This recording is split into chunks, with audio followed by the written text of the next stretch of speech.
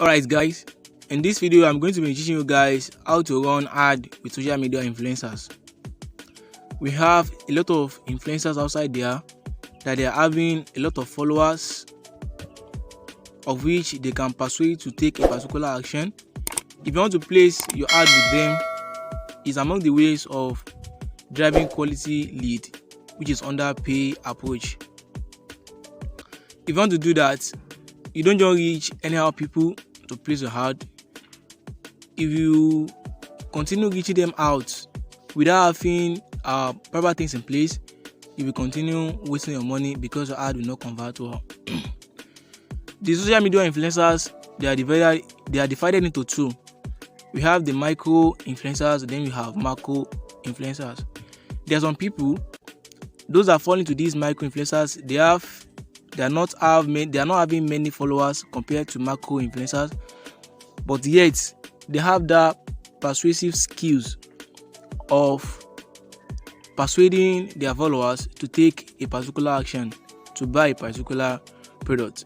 Why those that are having a lot of followers and also they are having that persuasive skill to persuade their followers to take particular actions, they are those that fall into the categories of macro influencers. Having many followers on social media platform, be it Facebook or Instagram, doesn't make someone an influencer. If you don't have skills of persuading them to buy a particular product or take a particular action, we cannot categorize you as an influencer. Before you can be categorized as an influencer, you must have a skill of persuading people to take a particular action, most especially your followers. Step-by-step processes to run ad with an influencer. Here are a few things you have to consider anytime you want to run ad with an influencer. The first thing is that you choose an influencer that is peculiar to your niche. If you are copywriting, you choose an influencer that is peculiar to that niche, or if not 100% peculiarity, but you have something in common pertaining to your niche. If at all you search for the influencer that is dealing with your niche, but you couldn't get one, you look for the one that is almost like your niche. If you're a copywriter now, you look for an influencer in copywriting. If you are a graphic designer, you look for an influencer in graphic designing and the likes like that.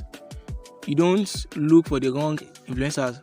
The first mistake that you will do is that if you go and choose an influencer that doesn't relate to your niche, don't just reach anyhow people, but you reach an influencer that has something to do with your niche.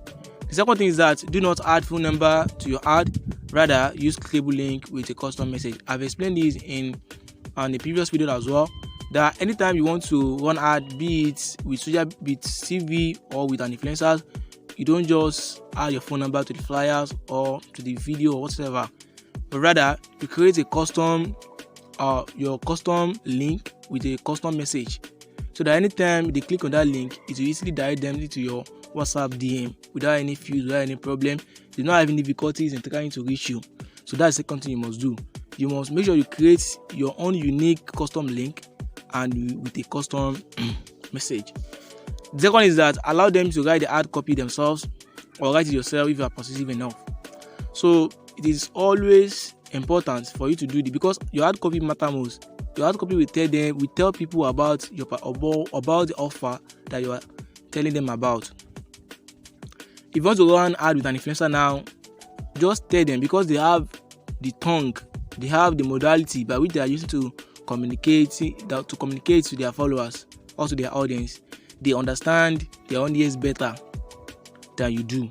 So, but if you are persuasive enough that you can write a copy that will grab the attention of people to take a particular action, you can do that.